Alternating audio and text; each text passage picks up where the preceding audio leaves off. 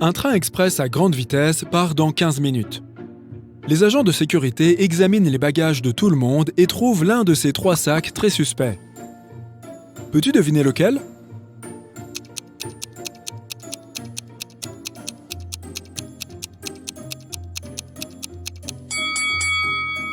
C'est le second bagage. Cette dame a un lourd bouquin parmi ses affaires. Et le titre dictionnaire est mal orthographié. Peut-être s'agit-il d'un camouflage pour cacher quelque chose de suspect. Le train part. Hélas, cette région est pleine de rochers et la route est très sinueuse. Seule l'une de ces routes mènera le train à bon port. Peux-tu deviner laquelle ?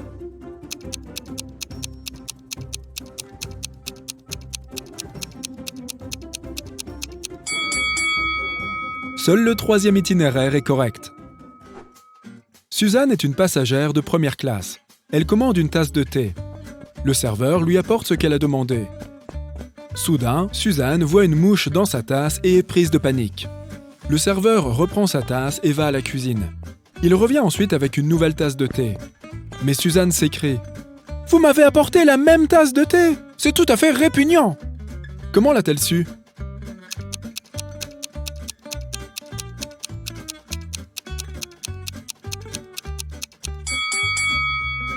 Suzanne avait déjà ajouté du sucre et le thé était sucré quand le serveur l'a rapporté. Suzanne s'ennuie et se promène dans le train. Elle entre dans un wagon où ne se trouvent que 3 passagers, Xavier, Gérald et Peter. L'un d'eux est impatient de retrouver ses 2 filles lorsque le train arrivera à destination. Il a promis de les emmener à la plage. Peux-tu dire de qui il s'agit ?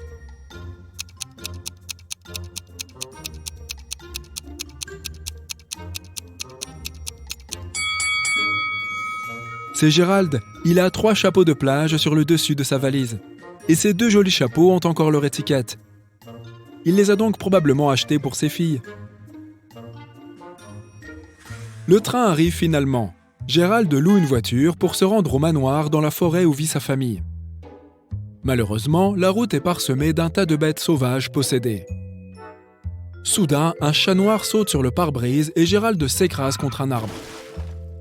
Il doit quitter la voiture et marcher à pied jusqu'au manoir. Gérald se retrouve bientôt à un carrefour. Peux-tu deviner quel chemin est le plus sûr ? A, B ou C ?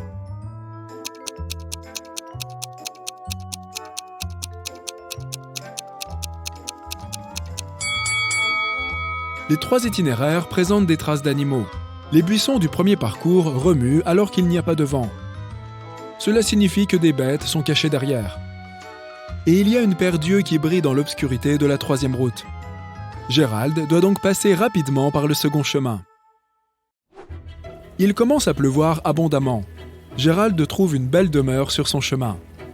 Le propriétaire l'invite à entrer dans sa maison pour s'abriter de la pluie et reprendre quelques forces. Gérald accepte et se retrouve à une fête plutôt chic. 3 mannequins se servent au buffet. L'une d'entre elles est fauchée. Peux-tu deviner laquelle ?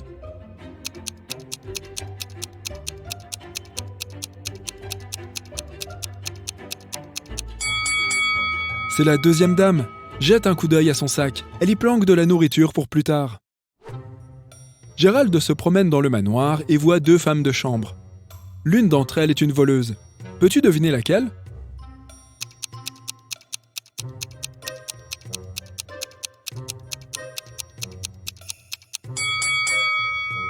Ce n'est pas la première femme de chambre. Il y a un coffre-fort ouvert avec des diamants et de l'argent devant elle, mais elle ne semble pas tentée. Pendant ce temps, la seconde femme a déjà fourré un diamant dans son seau. C'est donc elle, notre voleuse. Gérald attrape un en-cas et se met à somnoler. Il se réveille dans un vieux sous-sol. Le propriétaire du manoir l'a enfermé. Gérald trouve une feuille de papier par terre. Elle dit « Je vous donne une chance de vous échapper d'ici. La clé de la porte se trouve dans ce sac bien fermé. Essayez donc de l'en sortir. » Gérald essaye de déchirer le sac, mais le tissu est trop solide. Il essaye de le rompre avec ses dents, mais il manque de les casser dessus. Comment Gérald peut-il obtenir la clé ?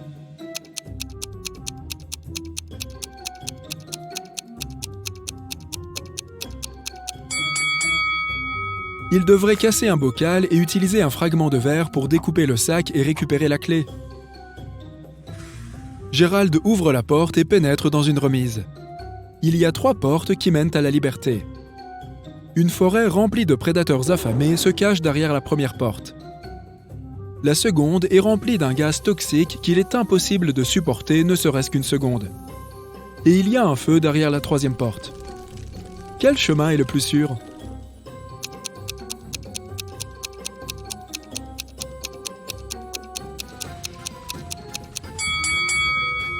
Gérald devrait choisir la 3e porte.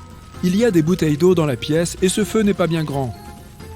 Gérald peut facilement l'éteindre. Enfin, Gérald se retrouve dehors. Mais 3 dangers le guettent dans ce jardin. Peux-tu les trouver ?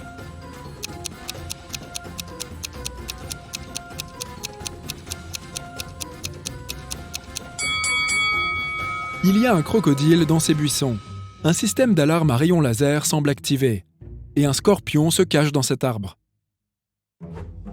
Gérald s'enfuit à travers la forêt, mais quelque chose cloche dans cet endroit. Peux-tu repérer 3 détails étranges ?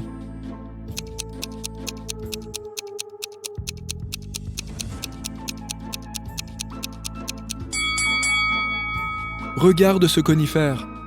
Les citrons ne poussent pas sur ce type d'arbre. Cette ruche est habitée par des papillons. Et il y a aussi 2 lunes dans le ciel. Gérald s'installe dans un motel du coin pour se reposer. Il laisse sa montre en or sur le lit et va s'acheter un café. 1 heure plus tard, il revient dans la chambre et constate que quelqu'un a volé la montre. Gérald interroge 3 suspects. La femme de chambre dit « Je ne suis entrée dans votre chambre qu'une seule fois aujourd'hui pour la nettoyer avant que vous n'arriviez. J'ai une clé, mais elle ne quitte jamais ma poche. » Le menuisier déclare « Je suis entré dans votre chambre il y a 1 heure pour réparer un lit qui grinçait. Tout est réparé maintenant. » Et le voisin de Gérald dit « Je me sentais mal, c'est pourquoi je me suis couché plus tôt. Je n'ai donc rien entendu d'étrange. » Qui a volé la montre de Gérald ?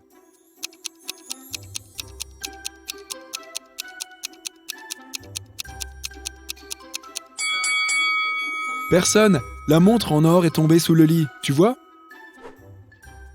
Le lendemain matin, Gérald se rend dans le hall du motel pour régler son départ. Il y trouve la gérante, Lorraine, étendue sur le sol, inconsciente. Gérald appelle la police. Il découvre que quelqu'un a estourbi Lorraine à l'aide d'un sédatif inconnu et a dérobé tout son argent liquide. L'officier de police interroge les 3 personnes qui ont vu Lorraine consciente et en bonne santé pour la dernière fois. Rose, Violette et Lily. Après avoir examiné la scène de crime, l'officier arrête l'une des suspectes. Peux-tu deviner qui et pourquoi ?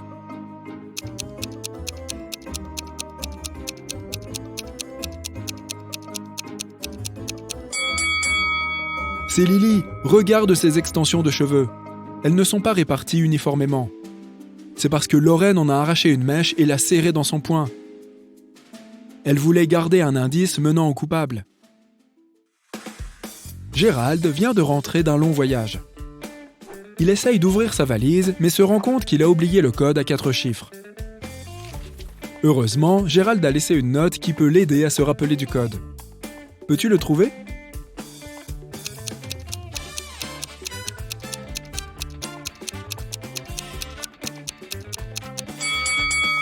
Il serait trop facile d'utiliser les nombres donnés tels quels.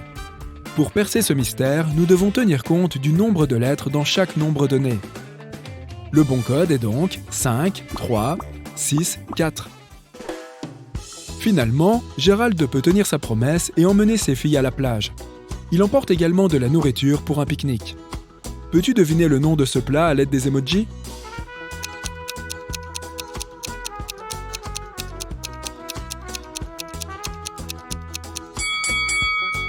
C'est un sandwich.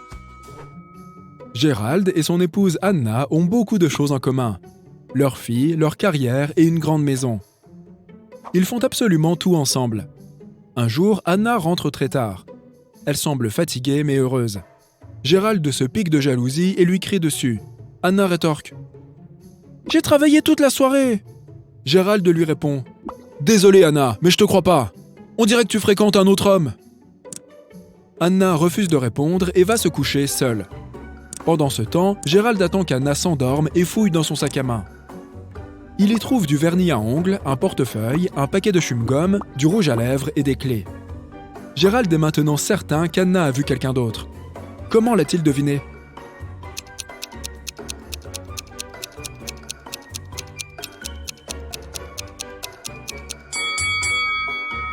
Les clés ne sont clairement pas celles de leur maison. Le lendemain matin, Gérald reçoit un email de son patron. Peux-tu deviner la signification de ce message ?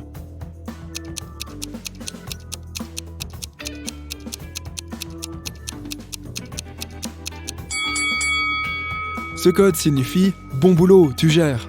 Ce type de code est appelé le carré de César. Car Jules César aurait été le premier à transmettre des codes de cette manière. Pour déchiffrer le message, il suffit de diviser le code en 4 groupes de 4 lettres et de les réarranger verticalement.